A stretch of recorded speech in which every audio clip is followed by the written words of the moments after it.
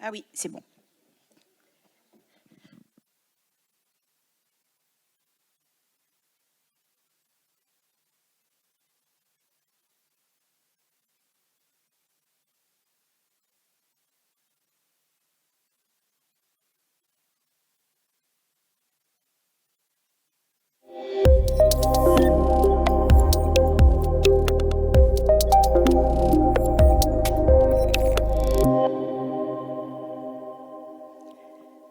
Bonjour à tous.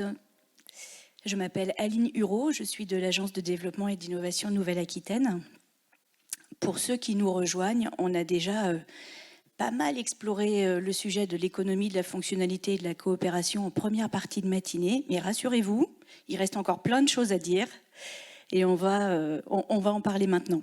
Alors on va accueillir aujourd'hui Vincent Dargène, qui est le référent national sur le sujet de l'économie, de la fonctionnalité et de la coopération à l'ADEME, parce qu'il y a un référent national sur le sujet à l'ADEME. Il va nous expliquer pourquoi et tout ce que fait l'ADEME sur le sujet.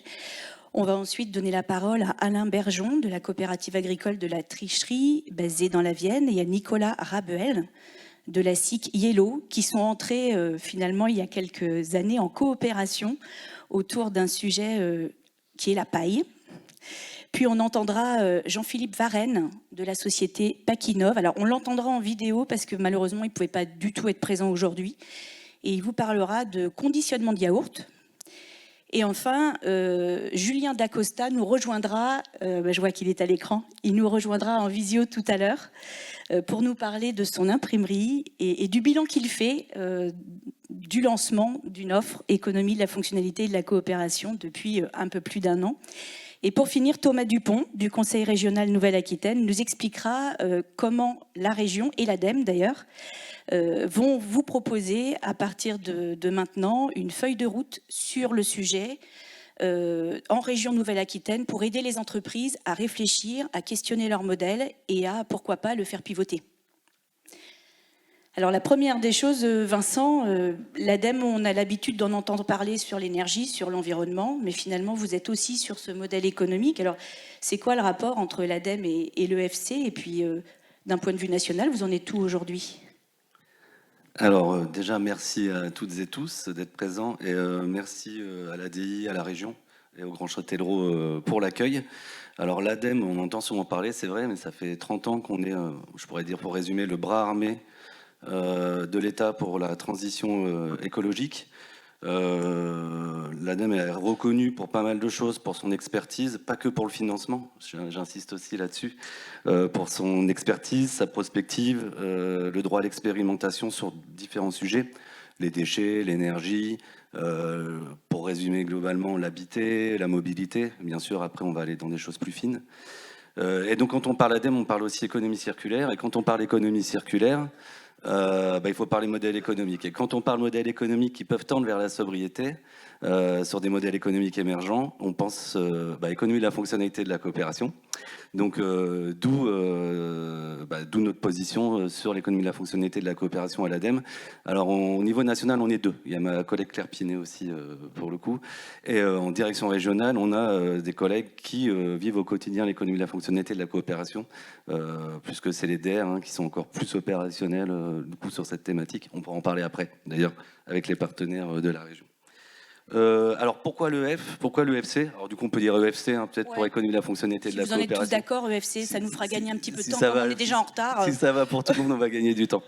On part de 3 constats, je ne vais pas vous donner de définition, vous pouvez en trouver un peu partout, mais 3 constats, on en a parlé tout à l'heure, il y a la logique de volume, et donc ce qu'il faut c'est accompagner les entreprises et les collectivités pour se désengager de cette logique de volume. Deuxième constat, on se rend compte que la coopération, c'est pas naturel. Et là, vous l'avez entendu sur la table ronde d'avant, que la coopération, elle est vraiment importante et que la coopération, elle doit exister au niveau des territoires. Et quand on dit territoire, c'est à la fois collectivité, entreprise et citoyens. Et il faut essayer de casser ces silos. Donc l'ADEME aussi essaye, de façon très humble, avec ses partenaires, d'essayer d'améliorer cette coopération. Et un troisième constat, pour le coup, qui a été donné aussi, c'est de prendre en compte les usages, mais les vrais, c'est-à-dire les pratiques là, vous êtes peut-être beaucoup en B2B, parce que c'est vrai qu'on parle du consommateur final ou des grands groupes, vous êtes certainement beaucoup en B2B, mais c'est quoi la pratique de l'utilisateur final, vous, par rapport où vous en êtes sur votre chaîne de valeur, donc le client du client du client du client de vos clients. Et là, il va falloir se poser la question, justement, parler des effets utiles. Qu'est-ce que vous apportez et alors, on parlait aussi de risques à répartir. Comment aussi on peut essayer de changer les modes de vie? Parce que oui, les entreprises, on ne fera pas la transition écologique sans elles, mais il faut aussi que les consommateurs et ou vos clients prennent leur part de responsabilité. Ça t'est très bien dit dans la conférence tout à l'heure. Alors donc pourquoi l'ADEME est sur l'EFC? Voilà. Comment au niveau des directions régionales et du siège, on met plusieurs choses en place. Alors je parlais de financement. Oui, il y a des financements avec les partenaires de clubs. Donc ça, c'est aussi certainement ce qui vous intéresse aujourd'hui. Il y a des clubs et ou des démarches d'accompagnement individuel et collective qui existent dans de nombreuses régions sur l'économie de la fonctionnalité de la coopération pour les TPE, PME, les ETI. Donc là, on va en parler après. Moi, je fais un peu de teasing, mais j'en dis pas plus pour la Nouvelle-Aquitaine. Il y a de l'accompagnement et du financement au niveau individuel. Il ne faut pas hésiter aussi à se rapprocher des directions régionales de l'ADEME pour voir ce qu'il existe. Nous, au niveau du siège, on vient aussi aider à partir de gros marchés nationaux. Pourquoi pas justement aider à la communication, à la vulgarisation, ça a été lancé hier, du coup voilà le marché, mais vulgarisation des concepts, vulgarisation scientifique de l'économie de la fonctionnalité et de la coopération pour mieux en parler. Il y a aussi un accompagnement grand groupe qu'on lance, là on a déjà 6 grands groupes qui nous rejoignent, je ne peux pas encore citer tous les noms, parce que la méthodologie d'accompagnement des TPE et PME, elle commence maintenant à être bien en place, on va en parler. Ça fait déjà quelques années qu'on accompagne des dirigeants de façon collective et individuelle. Alors je dis on, c'est souvent la région, l'ADEME, les agences de l'innovation ou des agences économiques qui mettent en place, justement via les clubs, de l'animation, de la sensibilisation sur les territoires. Et donc tout ça, ça existe. Donc voilà, on peut déjà répondre en partie à la question qui a été posée tout à l'heure. On accompagne aussi les collectivités. Je peux parler rapidement de Coopter, où là on essaie de mettre en place des écosystèmes coopératifs territoriaux. Alors c'est encore des gros mots, vous pouvez m'insulter à la fin et dire est-ce qu'on ne peut pas trouver des mots un peu plus simples, mais le but c'est vraiment de créer des coopérations entre les entreprises et les collectivités et les porteurs de projets, les citoyens, pour essayer de mettre des choses en place qui tendent vers la sobriété. Et oui, on peut parler sobriété et croissance, c'est pas forcément un gros mot. Et oui, pour les dirigeants, partir vers l'économie de la fonctionnalité de la coopération, ça veut dire aussi fidéliser sa clientèle, c'est pas du tout un gros mot. Ça veut dire peut-être trouver de nouveaux marchés, c'est pas un gros mot non plus. Donc voilà, on peut casser tous ces tabous, il n'y a aucun souci. Plein d'autres choses, il y a un club économie de la fonctionnalité et de la coopération au niveau national qui s'appelle l'IUFC, l'Institut européen d'économie de la fonctionnalité de la coopération, que l'ADEME soutient par une convention. On pourra peut-être en parler après. Et je me tais parce que je ne veux pas déjà mettre tout le monde à la bourre. Donc, je te propose de réagir sur les témoignages des entrepreneurs qui vont nous parler là, à cette table ronde. Merci beaucoup. Avec plaisir. On va commencer par Nicolas Rabuel et Alain Bergeon. Alors, Alain et Nicolas, vous avez concrétisé ensemble un projet qui était de proposer au secteur du BTP un nouveau matériau d'isolation à base de paille de blé, un matériau que vous qualifiez de, entre guillemets, réellement écologique et qui est capable d'offrir un confort thermique dans une habitation ou un bâtiment autant l'hiver que l'été. Finalement, vous êtes entré en coopération au sujet de cette paille. Alors, Nicolas Rabuel, comment vous est venue l'idée de vous lancer dans une telle aventure et vous en êtes où aujourd'hui ? Alors d'abord, bonjour à toutes Bonjour. et à tous. Merci pour l'accueil. Merci à l'ADI, la région et Grand Châtellerault. Alors, je tiens à préciser, avant la semaine dernière, je ne savais pas ce que ça voulait dire économie de la fonctionnalité. C'est quoi le C déjà, d'ailleurs ? Et de la coopération, voilà. Mais en échangeant, effectivement, j'ai vu qu'on n'était pas si loin que ça du sujet. Donc, comment nous nous en sommes arrivés à ce projet ? Ça partait de la recherche d'un moyen de structurer et pérenniser la filière construction paille au sein de mes précédentes fonctions au sein du cluster ODS. Et donc pour cela, comment pérenniser et structurer cette filière sans travailler en concertation avec la ressource principale qui est la paille. Et c'est là que nous nous sommes rencontrés avec Alain et les équipes de la COP de la tricherie, où nous avons commencé à travailler autour de la botte de paille. Et puis en mûrissant notre projet, notamment la volonté de massifier, entre guillemets, de généraliser, rendre accessible, résoudre certains freins techniques et amener un vrai modèle économique, nous ont amené vers la solution paille hachée à insuffler. Et nous avons initié ce projet ensemble en y accolant, en invitant à nous rejoindre tous les acteurs de la chaîne de valeur qui sont l'expression du besoin aussi. Donc on a pu travailler en prenant en compte toutes les problématiques de tous les acteurs de la chaîne de valeur, à commencer par les agriculteurs, les architectes, donc, qui prescrivent ces solutions techniques avec les bureaux d'études, etc., les constructeurs qui mettent en œuvre, et puis tout un tas d'acteurs autour qui représentent les filières ou d'autres dynamiques liées à cette filière. Et nous avons structuré ce projet de société coopérative d'intérêt collectif Yellow en intégrant tous ces acteurs dedans. Voilà. C'est très intéressant. Et Alain Bergeon, quand il y a 3 ans, vous vous êtes rencontrés finalement avec Nicolas, vous ne vous occupiez pas du tout de valoriser la paille de vos producteurs de blé. Qu'est-ce qui vous a séduit dans la démarche de Nicolas et qui fait que maintenant vous êtes pleinement partie prenante de la SIC Yellow?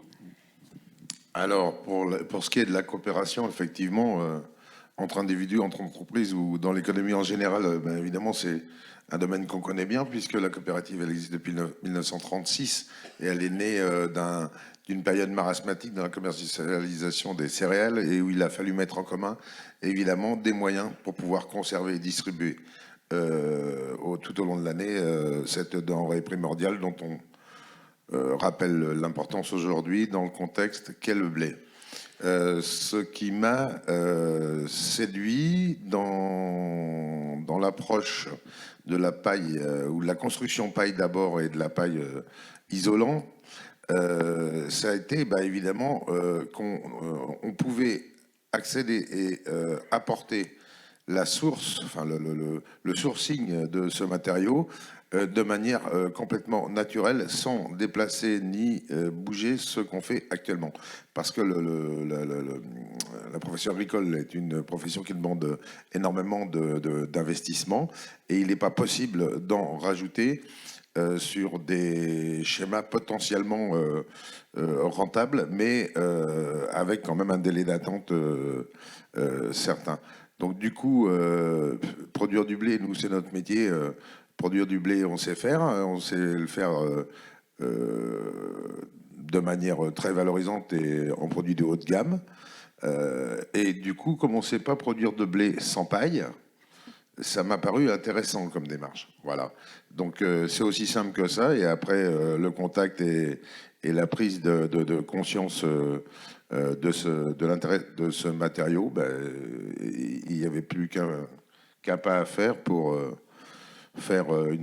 participer à une transition, je dirais plutôt énergique et énergétique.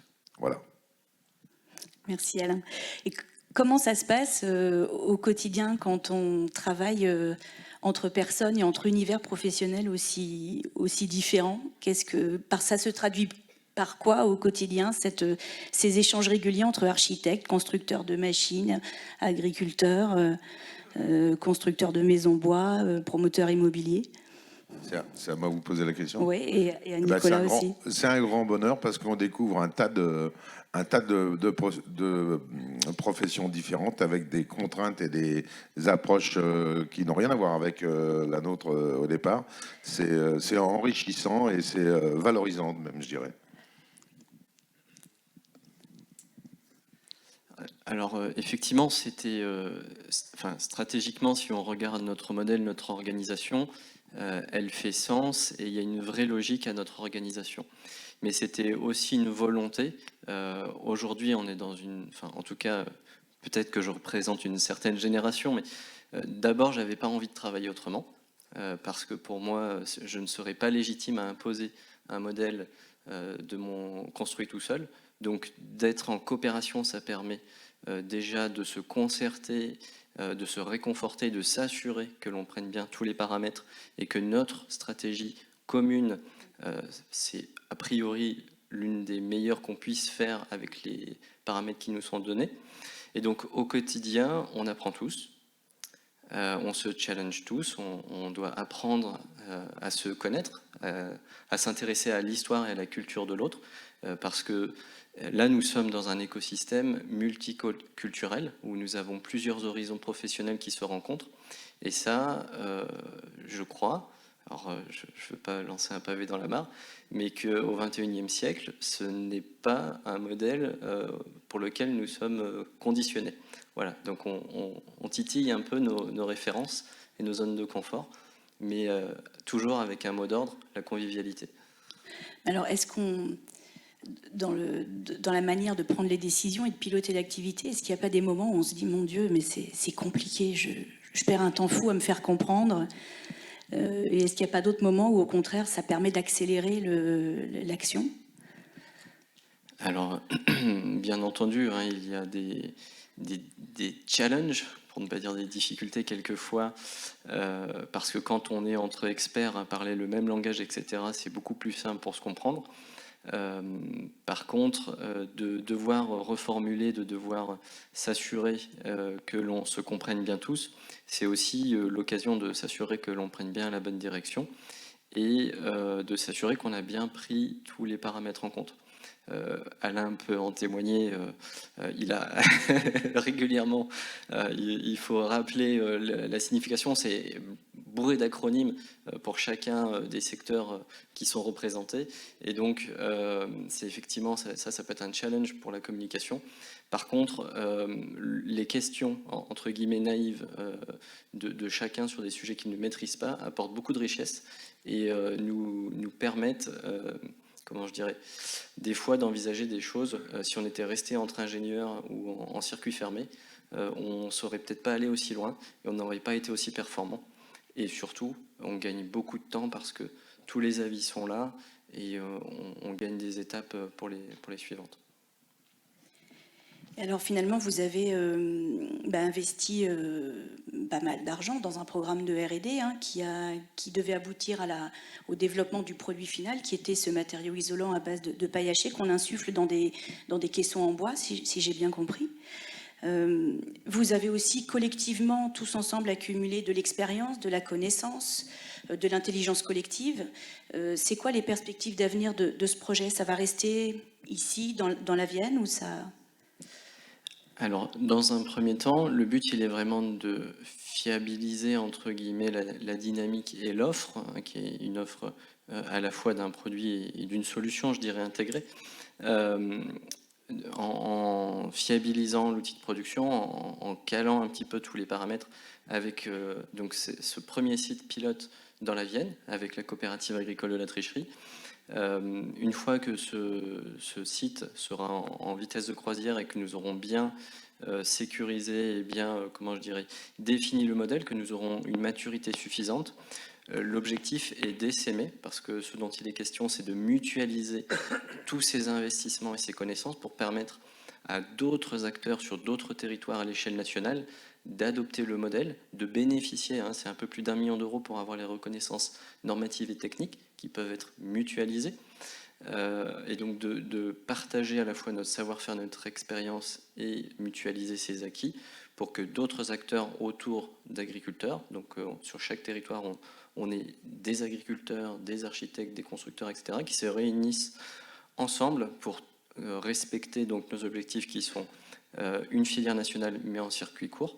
Ça veut dire qu'il faut une zone de production à peu près dans un rayon de 150-250 km pour chaque projet de construction. Donc ça veut dire quand même un certain nombre de sites de production en France.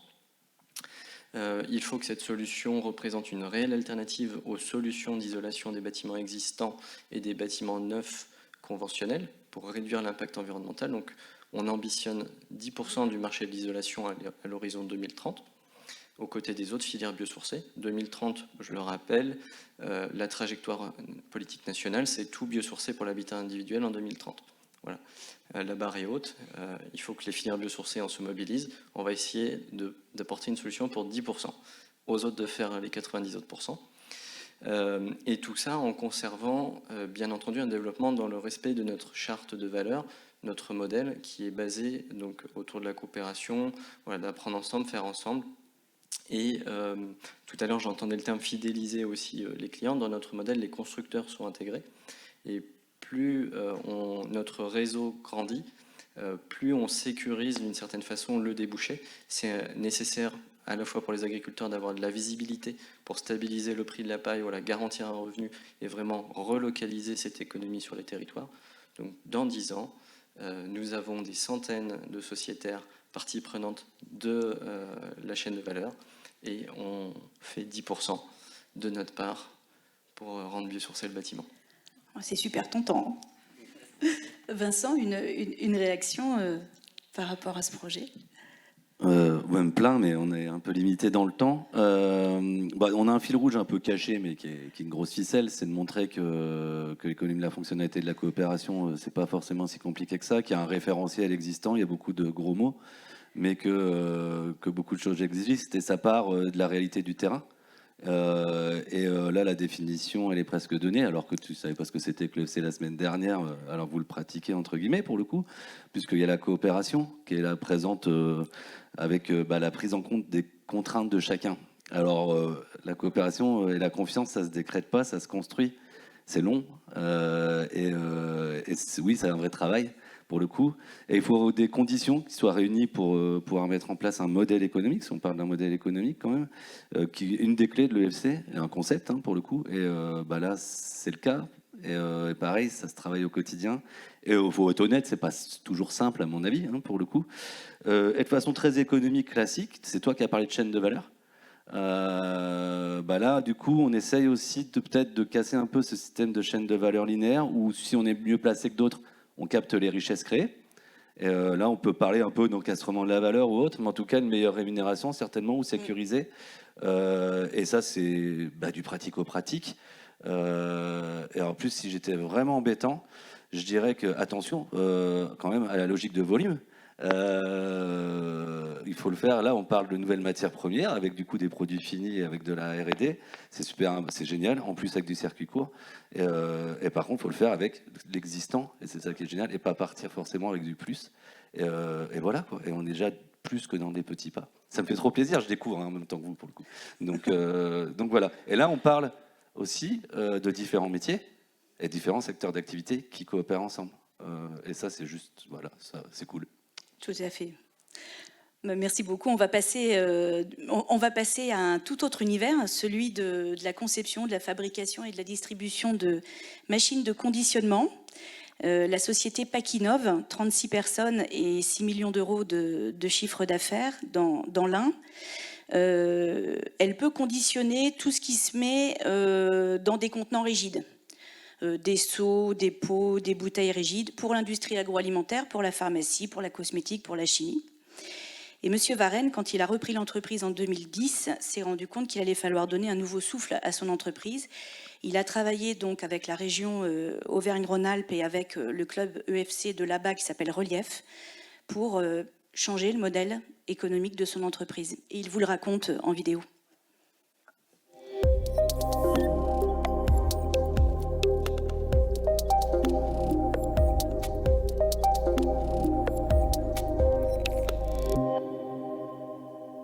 Alors actuellement, le modèle sur lequel est battu Pakinov, c'est de la vente d'équipements one shot, où la concurrence est très vive, où vraiment les prix sont tirés vers le bas au détriment de la qualité.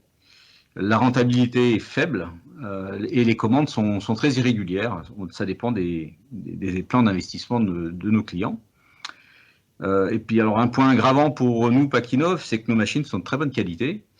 Du coup, elles sont fiables. Alors, nos clients, c'est sympa, ils sont satisfaits, mais ils reviennent vers nous simplement au bout de 10 ans, 15 ans, voire même 20 ans, quand ils ont à nouveau un projet qui fait jour ou s'ils veulent changer de machine pour avoir plus de performance.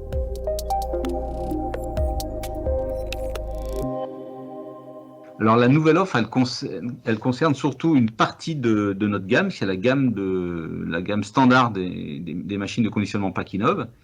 Donc des équipements, on va dire, qui aujourd'hui sont proposés entre 20 000 et 60 000 euros.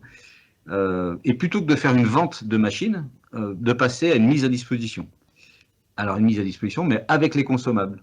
On prévoit les pots, on prévoit les opercules et tous les services associés. Le transport, la mise en route, la formation des équipes, la maintenance, le dépannage, tout est absolument compris. Aujourd'hui, en fait, Pakinov vend un service complet qui est facturé au pot conditionné. Donc nous, l'élément, c'est le pot. Pot, percule, équipement et les services dont j'ai parlé. Et on a un tarif qui, évidemment, va être en fonction de l'équipement qu'on va leur mettre à disposition et des volumes qu'il va être amené à produire dessus. Et on peut arriver à quelque chose comme 9 centimes par pot sur la production d'un yaourt. Donc c'est très intéressant. Le client n'a plus qu'à ajouter la part humaine, enfin, de ses équipes, le ferment, le lait, la confiture éventuellement qu'il met dedans, et il connaît exactement son coût de revient. Et là, il déduit sa marge. C'est un coût qui est constant.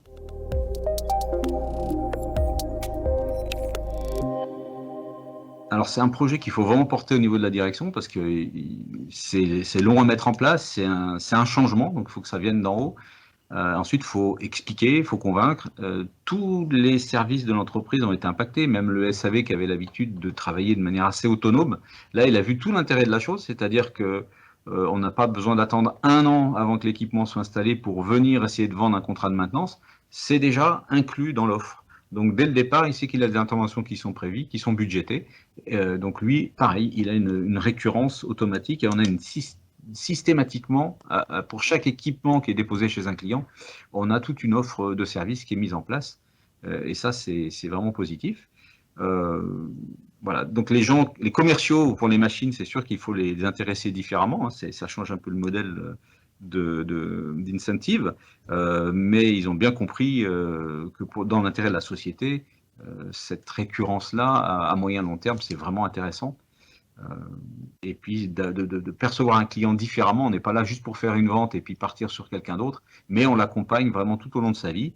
Et quel plaisir d'aller demain lui changer son équipement, d'en mettre un plus gros. Ça veut dire que ça a marché, ça veut dire qu'on avait fait le bon pari, qu'on avait pris le bon équipement et que maintenant on l'accompagne sur sa croissance. Voilà. Il y a vraiment cette notion, encore une fois, je me répète, mais de partenaire qui est un grand changement.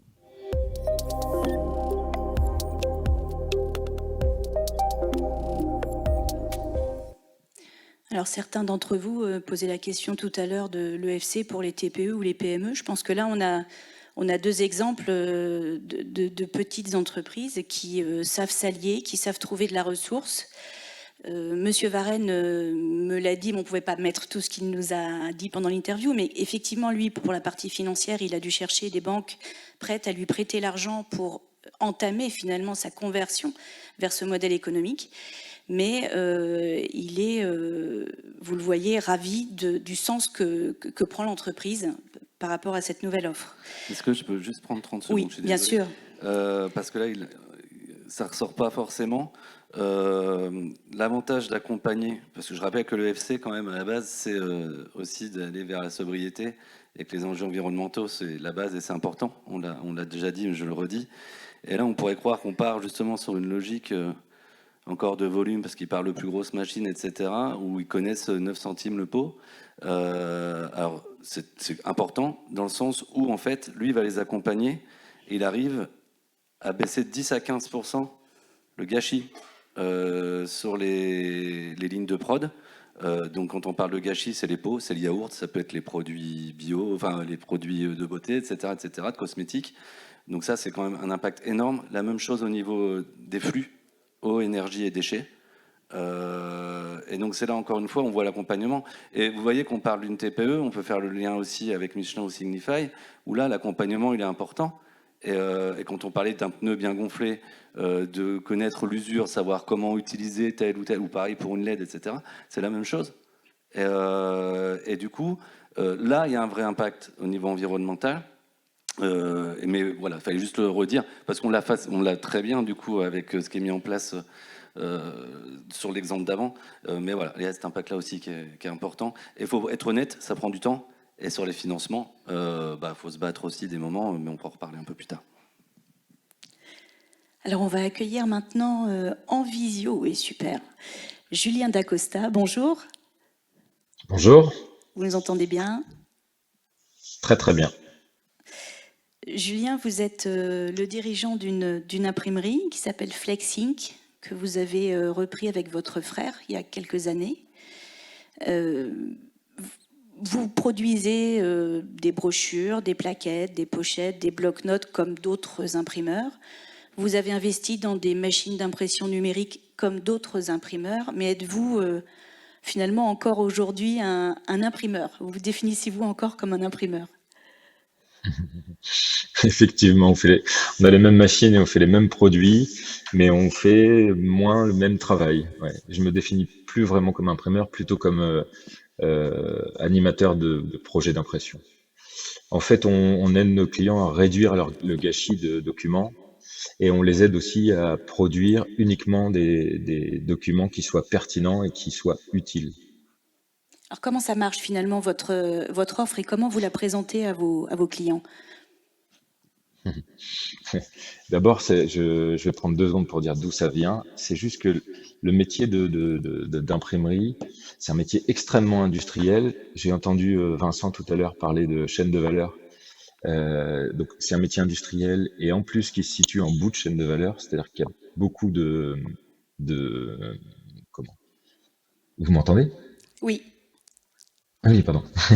Il y a beaucoup de personnes qui sont entre nous et le client. On n'a pas toujours le client à portée de main. Enfin, on peut pas toujours discuter avec lui. Et donc, on a un métier qui pousse en fait nos clients à imprimer plus. Si vous avez déjà eu affaire à des imprimeurs, l'idée c'est de proposer toujours un prix unitaire qui soit le plus faible possible. Et pour ça, en fait, on augmente le volume. On dit, bah, plutôt que d'en imprimer 1000, fais-en 2000, tu auras un prix unitaire un peu moins cher. Et en fait, le résultat de ça, c'est que souvent, les documents finissent à la poubelle. Et donc, on s'est dit qu'on allait essayer de s'attaquer à ces problèmes-là. Parce que, en fait, comment nos clients utilisent les documents imprimés, et puis essayer de réduire à zéro le gâchis de documents. Et donc, plutôt que de vendre des produits, on propose à nos clients d'utiliser un système qu'on a mis en place qui est le projet d'impression. En fait, on va partager avec nos clients les objectifs qui sont réduire le gâchis de documents et produire uniquement des documents utiles. Et à partir de là, on va les mettre en capacité d'acheter des documents imprimés sans engagement de quantité à prix unitaire fixe. Ça, c'est un service qui est facturé et qui nous permet en fait de travailler avec nos clients ou de coopérer autour de la pertinence du document et autour de la performance. Ce que vous voyez à l'écran à l'heure actuelle, c'est un exemple, c'est un vrai exemple d'un produit pour un de nos clients qu'on a sorti, je crois, il y a, je sais plus quand, pardon, au mois d'août l'année dernière. En fait, où on voit ce qui s'est passé pendant le projet. C'est-à-dire que le client a prévu à la base d'imprimer 1700 exemplaires d'un document et en lui permettant en fait d'imprimer au fur et à mesure, eh ben, il s'est passé plusieurs choses. D'abord, il en a consommé réellement que 500 sur les 1700, donc il a économisé 1200 exemplaires. Ça représente une économie de 2000 euros, 2100 euros. C'est-à-dire que c'est de la trésorerie qu'il n'a pas sortie. Et ensuite, entre le mois d'août et maintenant, il a déjà effectué 2 mises à jour. C'est-à-dire que par défaut, en fait, un document d'imprimerie est obsolescent. Dès qu'il est sorti, quasiment, il devient obsolète. Et donc là, on permet de travailler la pertinence du document et l'utilité. Et en pouvant mettre à jour les documents, la performance commerciale de nos clients est améliorée. Et donc, on mesure un certain nombre d'indicateurs, les indicateurs financiers, les indicateurs de mise à jour des documents, ce qu'on appelle la qualité de vie du document, et puis des indicateurs de CO2. En fait, on arrive à calculer à partir du papier qu'on a économisé le taux de CO2 qui a pu être économisé. Comment vous parvenez à faire changer les habitudes d'achat de vos clients? Des habitudes très ancrées quand même. La plaquette à 5000 exemplaires par an, on l'a tous vécu. Enfin... J'entendais tout à l'heure parler de changement de mode de vie et de mode de consommation.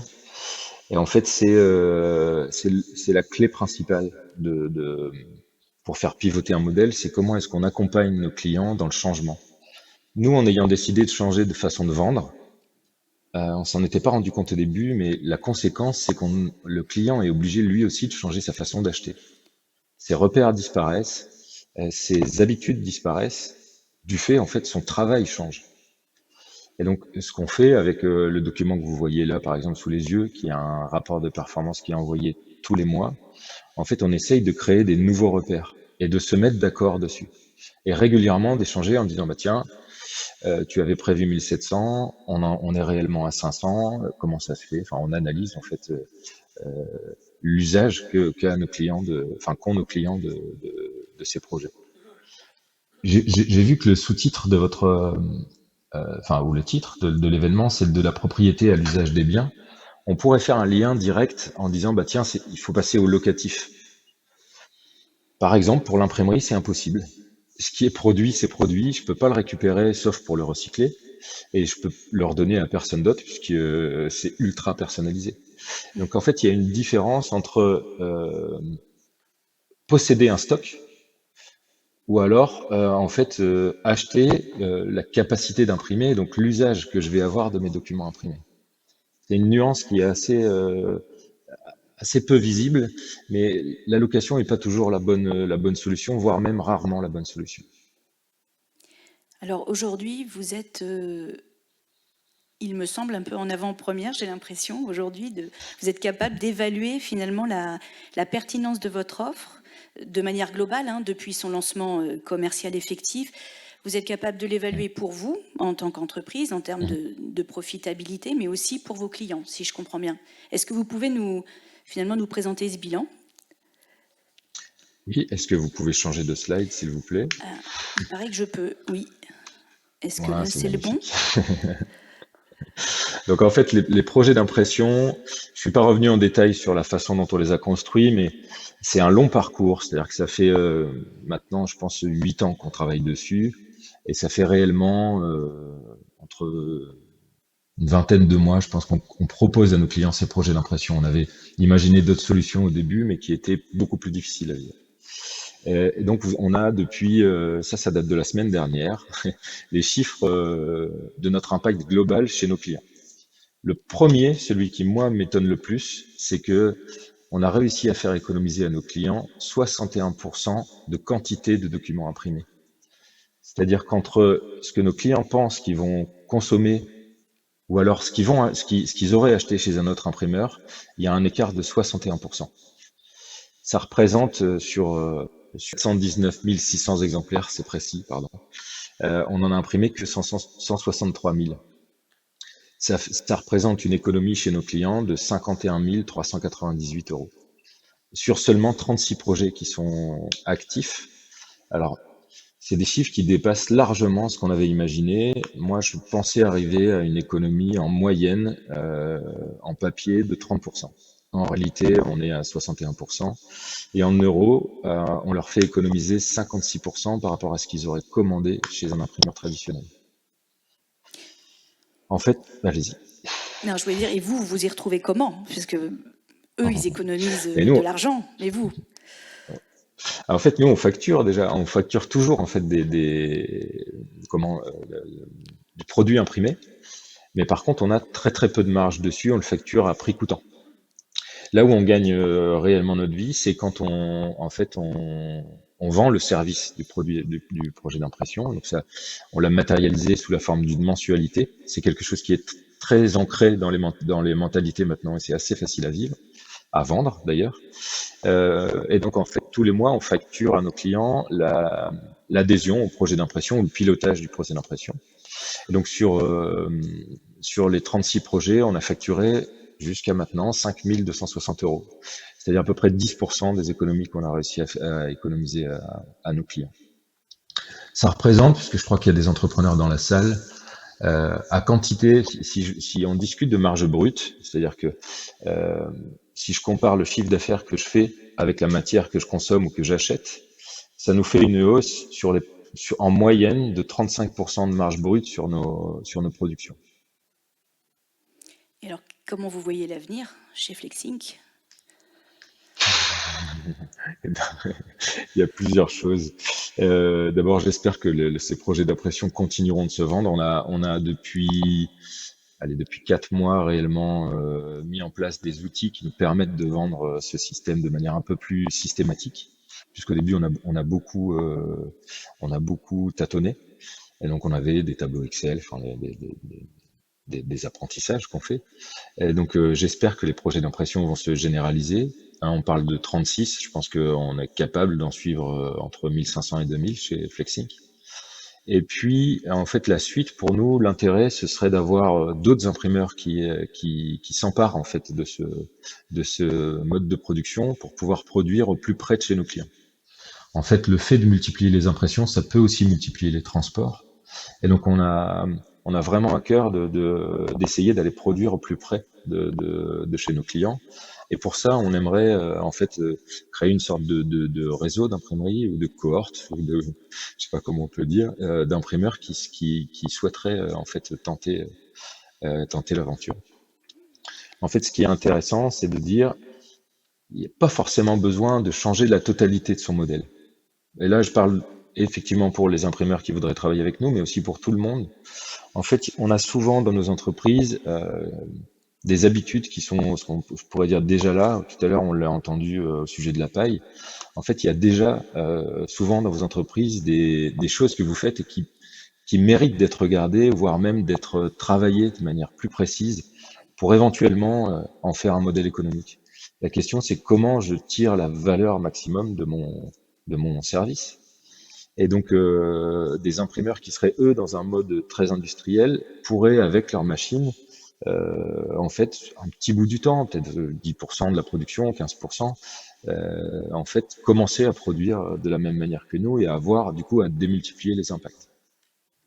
On a beaucoup d'imprimeurs en Nouvelle-Aquitaine, hein, ça risque de faire une grosse liste, mais on vous enverra leurs contacts. Il y a un gros travail à faire sur la façon dont on calcule les prix, la façon dont on produit, mais les machines sont exactement les mêmes. Julien, vous avez parlé, quand on a préparé l'échange, des pièges dans lesquels vous êtes tombé parce que vous étiez un des premiers finalement à vouloir faire ce pivot. En même temps, vous avez pris extrêmement récemment la présidence de l'Institut européen de l'EFC à la suite de Christian Duterte qu'on a vu en première partie de matinée. Donc on vous présente Julien Dacosta, nouveau président de l'Institut européen de l'EFC. Mais alors pourquoi finalement vous avez voulu succéder à Monsieur Duterte? Il y a une intention derrière, il y a quelque chose par rapport à ce que d'autres dirigeants vivront à l'avenir sur ce sujet? Genre, j'ai pas voulu succéder, j'ai l'honneur de succéder à Christian Duterte. Je m'y attendais pas vraiment. Mais c'est une chance, en fait. C'est une chance puisque, notamment pour plusieurs sujets, moi, je crois qu'on est tous capables, en fait, de prendre un bout de ce qu'on a, de la transition écologique. Je suis convaincu qu'on doit le faire et que la logique de volume qui est très ancrée dans nos modèles est inefficace et inutile. Et il y a des chances qu'avec avec des outils comme ceux de l'EFC, on puisse assez facilement, avec du travail, mais entamer en fait des transitions. Tout à l'heure, j'ai entendu Vincent de l'ADEME parler de droit à l'expérimentation. Et en fait, c'est bien un sujet qui mérite d'être travaillé. C'est comment est-ce qu'on s'autorise à penser autrement, comment on s'autorise à tester avec certains clients des coopérations, comment est-ce que en fait on tente et on essaie en fait de changer de modèle pour arriver à quelque chose de beaucoup plus sobre. Alors justement, Julien, on va proposer à Thomas Dupont du Conseil régional de Nouvelle-Aquitaine de nous parler de la manière dont l'ADEME et la région ici lancent une feuille de route sur l'EFC à destination des entreprises qui veulent, comme vous dites, expérimenter le modèle et y réfléchir. Thomas. Ouais. Tout le monde m'entend, c'est bon? Ouais. Merci Julien pour ton intervention. Donc, je me présente rapidement. Donc, Thomas Dupont, je suis chargé de mission économie circulaire, donc dans la direction environnement de la région Nouvelle-Aquitaine. Donc, pour répondre à ta question, Aline, je pense que c'était bien de contextualiser un peu. Donc, l'économie de la fonctionnalité et de la coopération, ça a toujours été un concept qui a été pris en compte dans les stratégies d'économie circulaire de la région, notamment via le schéma régional de développement économique, via la feuille de route Néoterra, ou via plus récemment le plan Nouvelle-Aquitaine Rebond.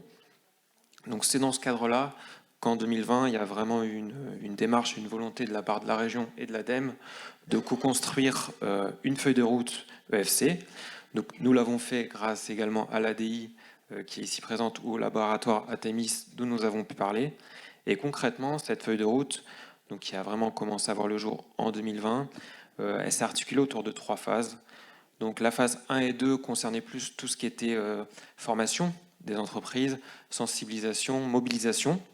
Et aujourd'hui, nous en sommes à la phase 3, donc qui va être lancée en mai, comme tu le disais, Aline.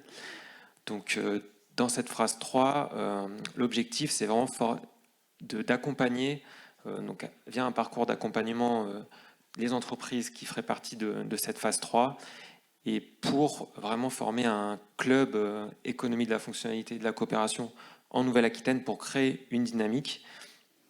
Donc cette phase 3 elle va être lancée en mai. Donc il y a plusieurs journées de formation.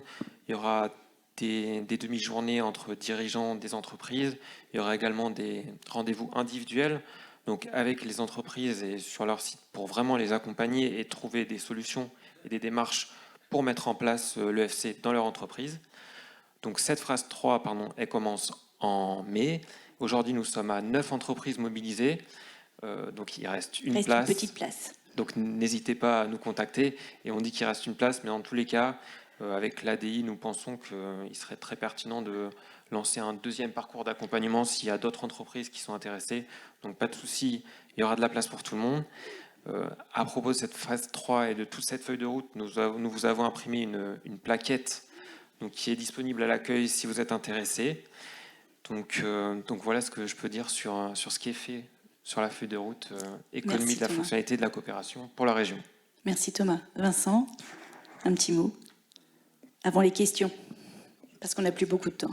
Oui, bah juste pour savoir si c'était imprimé par Flexink ou pas, les plaquettes. Non, et donc voilà, oui, bah alors Julien était sur un des premiers accompagnements qui a été lancé en 2013 ou 2014 en Hauts-de-France. C'est le parcours là dont on est en train de vous parler. Bon, la preuve que ça fonctionne. Et je doute pas que là, il y a aussi, alors je vais pas dire de bêtises, le RADEC. Là, c'était avec le CJD, hein, les premiers accompagnements en Hauts-de-France. Voilà, ça me rajeunit pas. Mais pareil, hein, faut s'appuyer aussi sur les réseaux. Bien Et sûr. donc là, pour le coup, merci l'ADI parce que voilà, pour le coup, il y a beaucoup d'axes d'actions mises en place et surtout beaucoup d'engagement. Donc voilà, je voulais le préciser aussi pour le lancement de ce parcours qui n'est pas toujours simple en amont. Donc voilà. Alors maintenant, mais il nous reste quelques minutes peut-être pour prendre quelques questions, si vous en avez, si on n'a pas répondu à tout ce que vous vous demandiez déjà dans la première partie de la matinée. Ou alors, ah, on a une question là au milieu de la salle peut-être. David.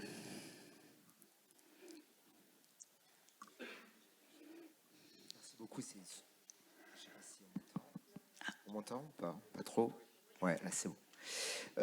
Merci beaucoup pour ces présentations, c'est très intéressant et motivant.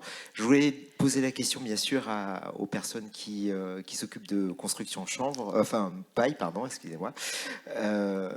Donc du coup, de savoir si déjà on pouvait construire en fait en construction paille d'ores et déjà, est-ce qu'on peut déjà faire cette transition aujourd'hui, parce que c'est vrai qu'on n'en a pas l'impression et on a l'impression que ce sont des horizons lointains, mais peut-être pas tant que ça. Alors, on peut d'ores et déjà construire en bottes de paille. C'est réglementaire depuis 2012. Cependant, en paille hachée, donc la solution que l'on développe, elle est dans son parcours d'évaluation technique vers les certifications qui lui permettront une compatibilité avec les attentes du marché de la construction, le marché du bâtiment. C'est pas pour autant qu'on ne construit pas déjà, enfin en tout cas il y a des projets en cours qui sont dans des démarches d'expérimentation, des ATEX, appréciation technique d'expérimentation, donc dont des projets à Poitiers, et y compris aussi au sein de la coopérative qui va expérimenter sur un bâtiment pour eux. C'est possible. il faut se rapprocher de nous et on étudie toutes les opportunités si certaines personnes sont vraiment pressées, certains maîtres d'ouvrage, de faire des bâtiments avant l'obtention des certifications techniques. Oui, une question à distance pour les intervenants. Comment on aborde le changement culturel nécessaire des clients ou des consommateurs? Alors ça peut être Julien aussi, s'il est encore là. Julien, il est encore là? Oui, il est là. J'aimerais bien réagir. Oui, avec plaisir. C'est une excellente question et c'est celle certainement sur laquelle on a passé le plus de temps.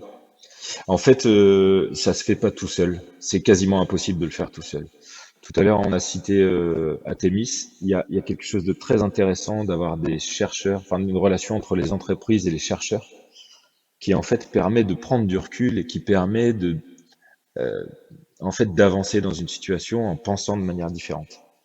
Et de la même manière, c'est très intéressant de le faire en club et en parcours, puisque en fait, ça va l'échange entre pairs, donc l'échange entre dirigeants ou entre commerciaux, permet en fait de partager des astuces et puis petit à petit de trouver des solutions pour accompagner les clients. L'idée, c'est d'être le plus accompagné possible. Merci. Une question là-bas.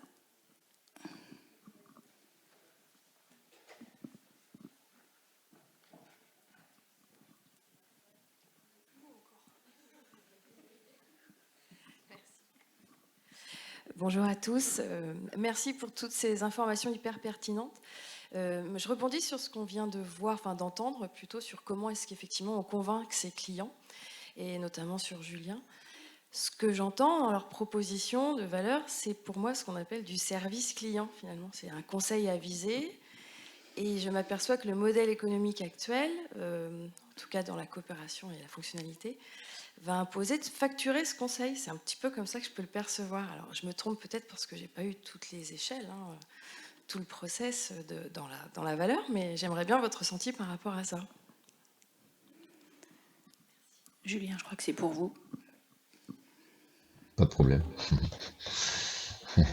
Je ferais bien un parallèle avec le fait que actuellement, on ne facture que le produit.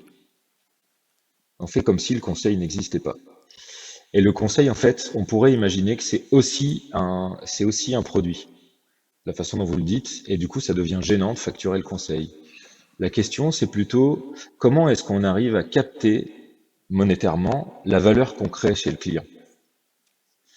Et en fait, moi, souvent, quand je rentre dans des projets d'impression, je ne le sais pas à l'avance. Donc, j'ai pas une posture d'expert qui permet de donner un conseil. Mais par contre, on va faire entrer le client dans un parcours et on va discuter régulièrement des impacts que Flexink a eu sur ces produits. On n'est plus tant sur du conseil en amont que sur en fait un constat régulier de l'efficacité et de la pertinence de ce qu'on propose. Et c'est bien ça qu'on facture, et c'est bien la partie très servicielle et très, je sais pas, très immatérielle en fait qui est facturée derrière. Et c'est en ça qu'on peut rejoindre aussi ce que disait l'ADEME au tout début, en disant que la croissance est possible si elle est basée sur toutes ces ressources immatérielles. Ça répond à J'ai votre répondu question. à la question. Oui, très bien.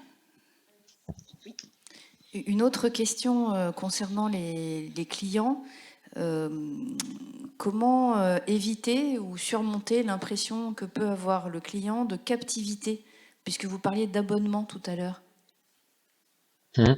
C'est marrant, je n'ai pas parlé d'abonnement, mais en fait c'est une habitude qui existe et du coup vous avez fait le lien. Moi j'ai dit adhésion. Je l'ai fait exprès parce qu'en fait il n'y a pas d'engagement. C'est Flexink qui prend tout le risque au départ. C'est-à-dire que si vous venez chez moi et que vous dites j'ai besoin d'imprimer 1000 exemplaires, en fait tout de suite je vais vous dire il faut démarrer un projet d'impression, donc c'est X euros par mois. Ça vous allez payer une fois. Et puis, à la fin du mois, vous allez payer vos consommations. Et vous pouvez arrêter à tout moment. En fait, la question, c'est comment est-ce qu'on crée de la confiance avec les clients.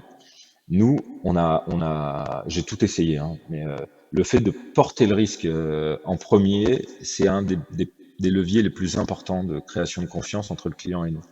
Et donc pour ça, en fait, on a mis un système dans lequel il n'y a pas d'engagement. Vous pouvez arrêter quand vous voulez. Alors, je voudrais dire que pour Pakinov, avec ses conditionneuses à yaourt, il l'a bien expliqué aussi. Alors peut-être c'est pas une partie qu'on avait retenue, mais que sa manière à lui de créer la confiance, c'est aussi de prendre sa part de risque à la place du client. Et il disait tout à l'heure que c'était super d'arriver chez un client et de se rendre compte que la machine qu'on lui a mis en place est trop petite par rapport à la quantité de yaourt qu'il arrive à vendre, et donc on va remplacer ces machines petites par des plus grandes. Mais l'inverse est vrai aussi. Il est aussi, quand il travaille avec des fermiers qui conditionnent eux-mêmes leur yaourt pour des marques artisanales et locales, il est aussi capable à l'inverse de leur dire, là, cette machine, elle est trop dimensionnée, il vaut mieux redescendre d'un cran, et donc je te change aussi ta machine dans ce sens-là. Donc c'est ça aussi qui crée de la confiance et qui, je pense, éloigne le sentiment de captivité.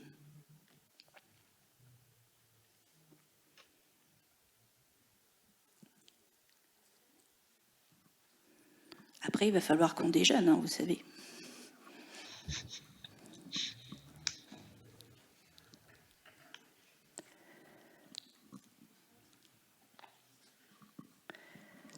Moi, j'avais une question sur la dimension aussi territoriale, parce que vous travaillez sur des territoires. Comment vous intégrez aussi l'intelligence territoriale avec la thématique de l'économie de la fonctionnalité?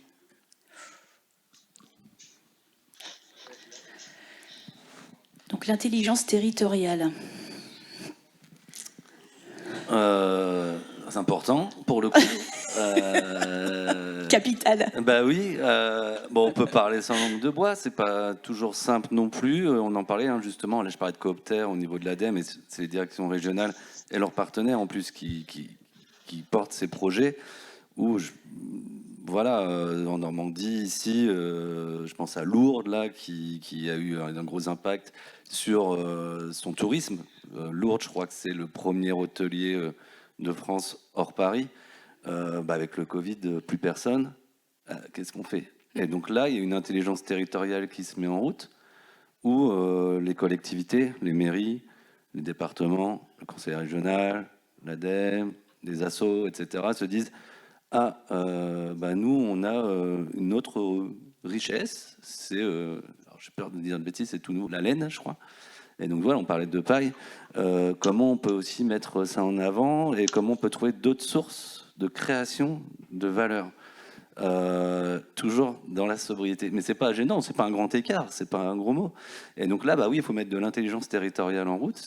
J'aime bien. Alors, nous, avec nos gros mots, voilà, on appelle ça des écosystèmes coopératifs territoriaux. Et du coup, voilà quoi. Comment faire parler? Il faut réunir les bonnes conditions, comme ça a été fait et montré dans les exemples, comme on en parle avec ses clients. Là, il peut y avoir des grosses machines hein, avec plein d'inertie aussi, voilà, mais c'est tout, qui sont des collectivités ou des choses étatiques qui doivent communiquer. Et ça se fait très bien dans plein de régions, je tiens vraiment à le dire pour le coup.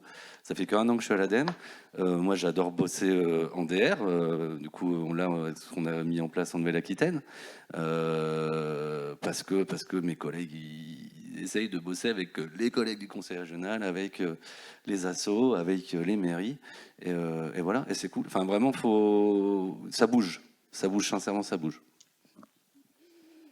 Léo, on a une question de Léo, on est obligé de la prendre.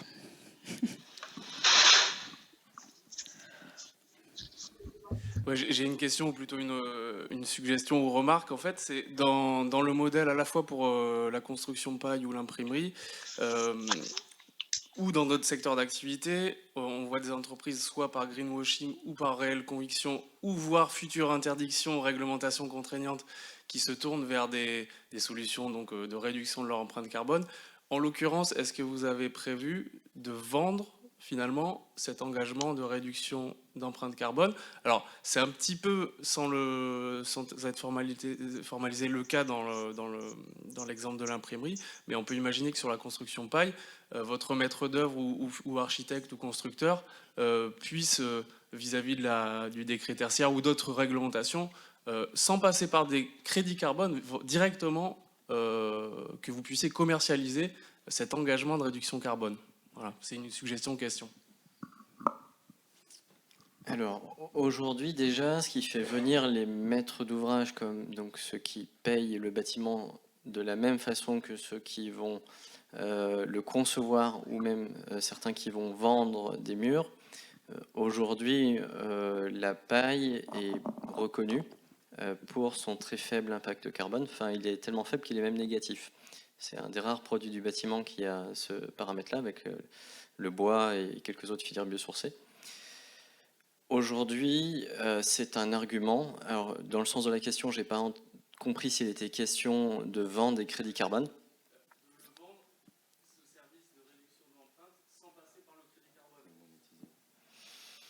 C'est pas forcément notre idée. Alors, peut-être parce qu'on est un peu trop militant sur les bords pour ça, je sais pas, mais on vend une solution qui se veut répondre aux attentes des consommateurs, et ça tombe très bien parce que ça résout aussi ces problèmes environnementaux.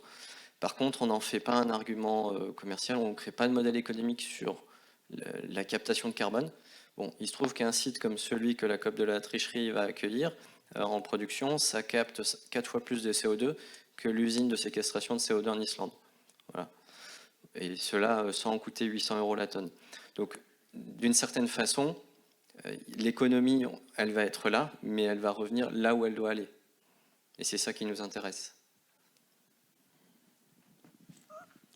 Merci beaucoup, mais... Ah, qu'est-ce qu'on... Allez-y. Comment on peut se renseigner auprès des impôts pour savoir comment faire paraître dans son bilan, comment dire, le gain en carbone, enfin l'empreinte carbone. J'ai posé la question aux impôts, j'ai toujours pas de réponse. Ça fait 7 ans que j'ai commencé à lancer l'idée sur Chavero, une livraison en vélo, uniquement en vélo avec rien d'électrique dessus, donc entièrement décarboné. Personne ne sait répondre à cette question.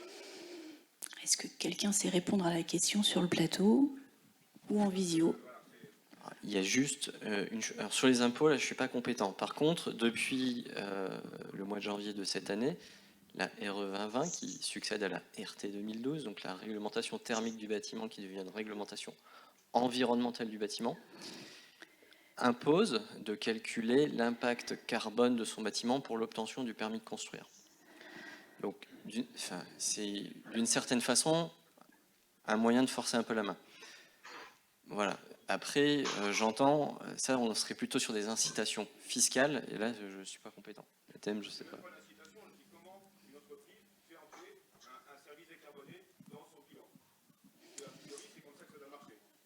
Alors, il y a une démarche qui est volontaire que font certaines entreprises. Certaines entreprises réalisent leur bilan carbone, enfin leur bilan environnementaux, et vont inventorier toutes les activités, tous les déplacements, le nombre de pages imprimées, etc., et communiquer un rapport en fin d'année sur l'impact environnemental de leurs activités. Voilà, je connais un exemple en Haute-Vienne qui fait ça, c'est une démarche volontaire. Ils en déduisent une économie carbone, enfin un montant correspondant aux économies carbone, et ils reversent ce montant-là aux associations de leur choix. Voilà. Mais ça, c'est une démarche volontaire. Alors, je vous propose de poser vos questions à nos intervenants quand ils seront captifs avec un verre dans une main et une assiette dans l'autre. Ils ne pourront pas fuir. Donc, vraiment, faites-le. Et d'ici là, le but, c'est d'arriver à imprimer des étiquettes de pots de yaourt conditionnés dans un bâtiment isolé avec de la paille hachée. Si on arrive à faire ça, on est au top. Eh ben oui, parce que les étiquettes, on les imprime avec Flexing, bien sûr. Je crois qu'il nous a quittés, mais on le remercie infiniment. Je voudrais aussi... Ah, il est toujours là, super. Merci infiniment, Julien. On ne pourra pas profiter du déjeuner ensemble, mais je vous l'ai dit, hein, vous avez un dîner suspendu en Nouvelle-Aquitaine qui vous attend. Pour la prochaine fois que vous passez par chez nous. Volontiers. Et après, on a beaucoup échangé avec Vincent Darget, donc si vous avez des questions, il devrait savoir y répondre. Super, super. Merci beaucoup à vous. Alors, je voudrais remercier une personne qui est la chef d'orchestre de tout ça. Vous n'imaginez pas les heures qu'elle a passées 2 jours, 2 nuits pour arriver à vous rassembler et puis à vous éveiller et à vous intéresser avec tous ces sujets. C'est Noëlla Messier. Et c'est à elle que je vais laisser le dernier mot. Et c'est elle qui va remercier nos partenaires parce que vraiment, elle le mérite. Merci Aline et bravo pour ta première intervention et animation de table ronde. Félicitations, tu t'en es très bien sortie. Voilà. Je voulais remercier bien sûr Grand Châtellerault, le club d'entreprise RADEC du Grand Châtelleraudais. Bien sûr également nos partenaires Le Monde. Merci Julia, Marianne, tous les conférenciers bien sûr qui sont encore présents avec nous. Et puis, si j'oublie personne, l'ADEME bien sûr, et tous les témoins qui sont en visio ou en vidéo. Et puis aussi les techniciens de Londres, notamment Quentin, Adrien, Axel, vous pouvez les applaudir parce que les visios, les vidéos, voilà. Et également mes collègues qui sont à l'accueil, Sabine notamment en particulier, et j'ai oublié bien sûr Morgane pour tes beaux dessins d'animation. Morgane Studio Brou à Angoulême. Merci à vous tous et je vous invite au cocktail offert par le RADEC.